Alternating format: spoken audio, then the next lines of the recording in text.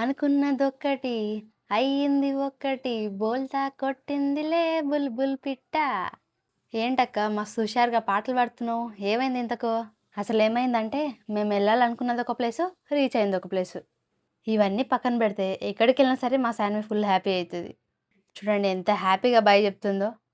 ఈ ముసుగు దొంగ ఎవరబ్బా అనుకుంటున్నారా? ఇహిహి నేనే. నాకు నచ్చే విషయం ఏంటంటే మా శాన్వి బండి ఎక్కగానే పడుకుంటుంది, ఎలాంటి అల్లరి చేయకుండా. మేము వెళ్తుంటే ఇలా మధ్యలో చెరువు వచ్చింది, చాలా బాగుండేది చూడ్డానికి. మా శాన్వికి చూపిద్దామంటే అప్పటికే పడుకుంది. చూడండి ఎంత బాగుందో, దాంట్లో చిన్న చిన్న పిట్టలు కూడా ఉండే. ఇలాంటి ప్లేస్లు షూటింగ్కి కూడా చాలా బాగుంటాయి. ఎప్పుడు బస్ ఎక్కిన తర్వాత పడుకుంటుండే, ఈసారి డిఫరెంట్గా బస్ ఎక్కిన తర్వాత లేచింది.